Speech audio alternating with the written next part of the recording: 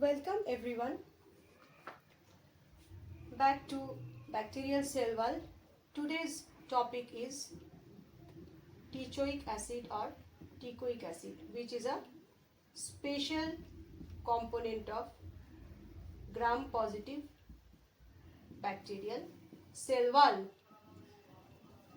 So, some special components also are there for gram-negative bacterial cell wall, which we will discuss in some next videos. So in short, what we have learned in previous two videos, gram-positive bacterial cell walls and gram-negative. In gram-positive, thick layer of peptidoglycan, and in gram-negative, thin layer of peptidoglycan. And peptidoglycan means glycan and peptides, short tetrapeptide chains linked with pentaglycine bridges, which are agla, and glycans, those are NAM molecule and NAG molecules. This is what we have done in previous two videos. So in gram-positive bacterial cells, along with this peptidoglycan, there is covalently linked teichoic acid. So what is teichoic acid? Teichoic acid is the polymer of glycerol phosphate or ribitol phosphate. Polymer of glycerol phosphate or ribitol phosphate. PO4 means phosphate.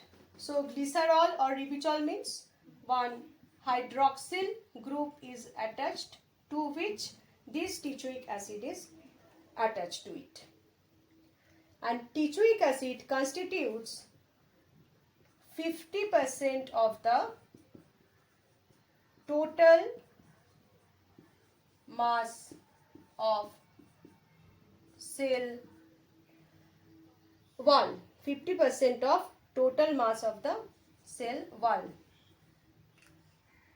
This is the polymer of glycerol phosphate or ribitol phosphate, and it constitutes the 50% of the total mass of the cell wall. Whereas peptidoglycan in gram-positive bacterial cell constitutes 50% of the cell wall material. Peptidoglycan constitutes 50% of cell wall material, and teichoic acid constitutes again 50% of the mass of the cell wall.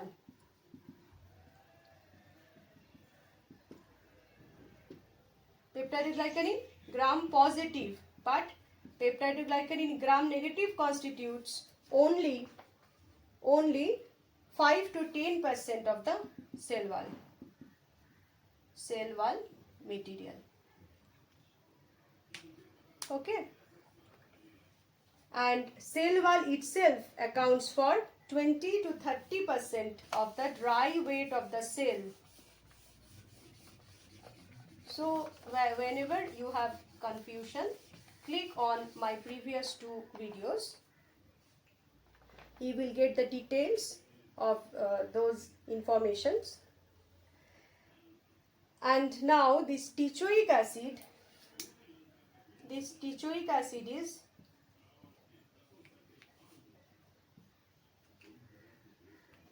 this has dried, the ink has been dried. So this teichoic acid is negatively charged molecule. So opposite charges attract each other.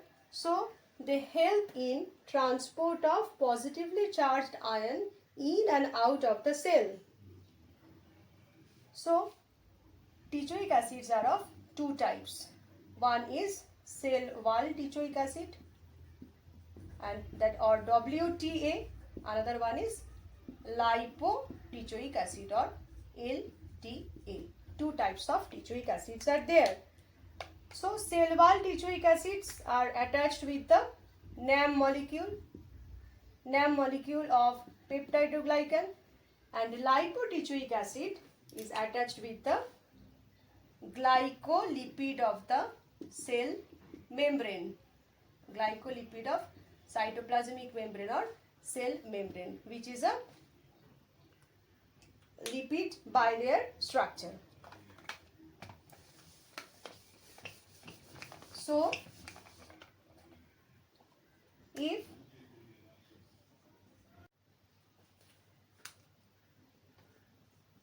suppose this is the cytoplasmic membrane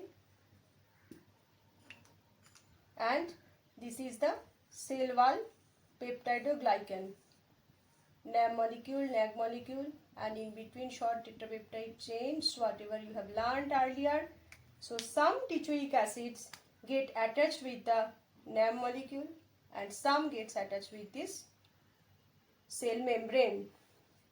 So this will be our WTA, wall teichoic acid, and this is our LTA, lipoteichoic acid. And these together with peptidoglycan, these WTA and LTA make up a polyanionic network or matrix which provides the functions related to elasticity, porosity, tensile strength, and electrostatic properties of the envelope. Few cell membranes may not have this teichoic acid component, but to continue the same functions, those are the functions of teichoic acid, they may have some other similar components.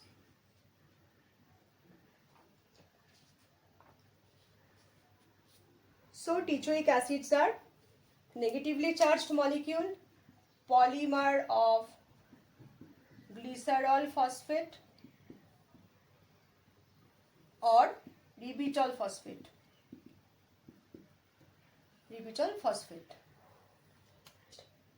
And most teichoic acids contains large amounts of D-alanine.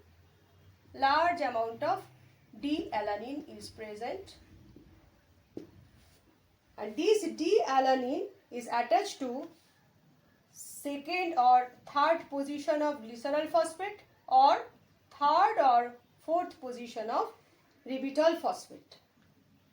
So it is the polymer of glycerol phosphate or ribitol phosphate, and to the C2 or C3 position of glycerol phosphate, large amount of D-alanine remain attached, and or if it is ribitol phosphate, then C3 or C4 positions, in C3 or C4 positions, D-alanine remains attached.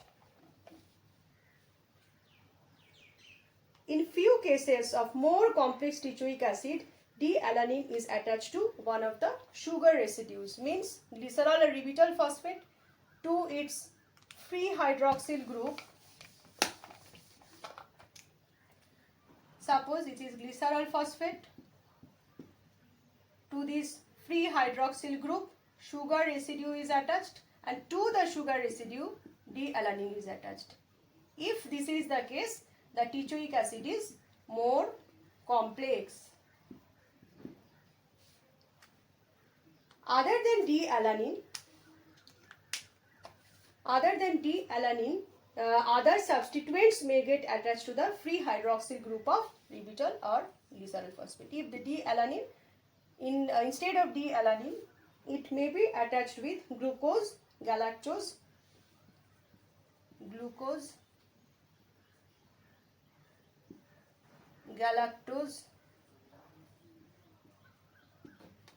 succinate, glucose galactose succinate, N-acetyl glucosamine, N-acetyl galactosamine.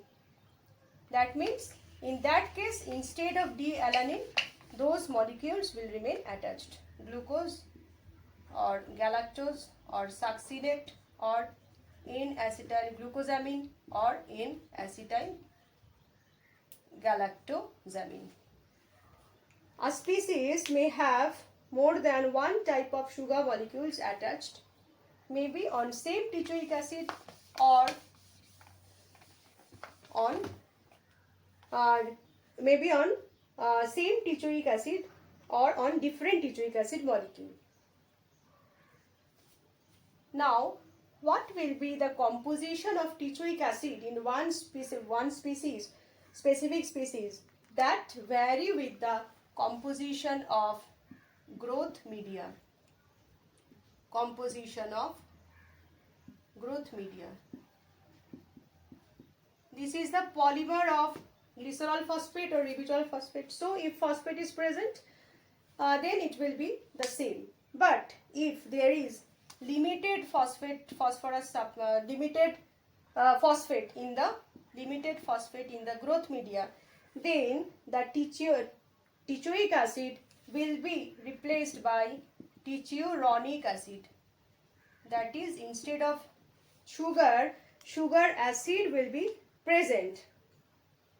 Repeat units are sugar acids instead of phosphoric acid. So phosphate is decreased in the media.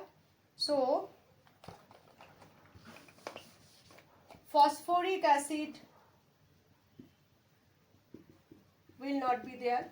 Instead, there will be sugar acids.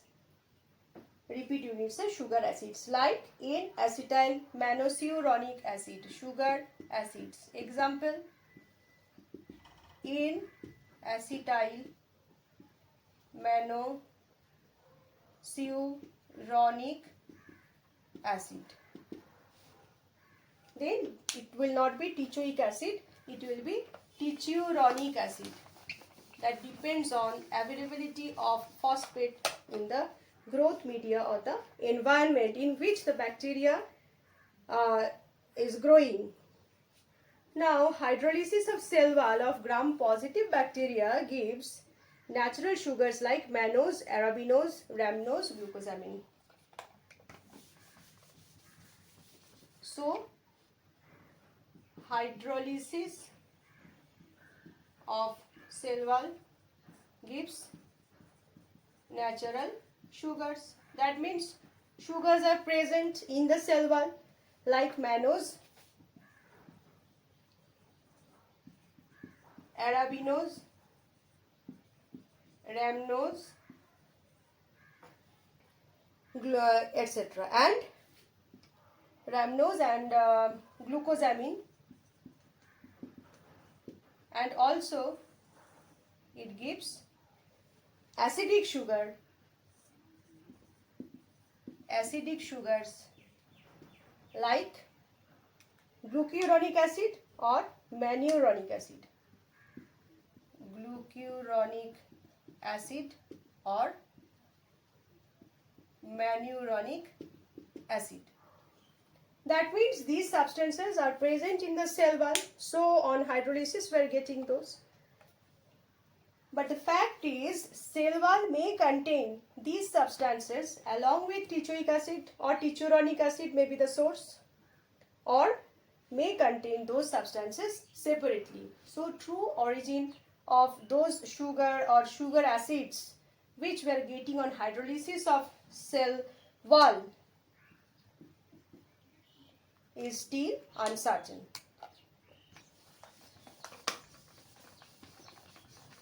So, gram-positive bacterial cell wall components we are finished.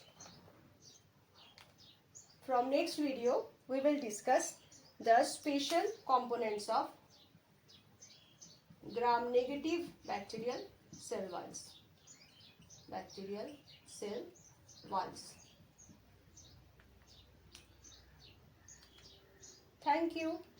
If you like my contents, please press the like button, share and subscribe, and don't forget to press the notification button, the bell icon, to get the notification of new videos released at the earliest. Thank you. Have a good day.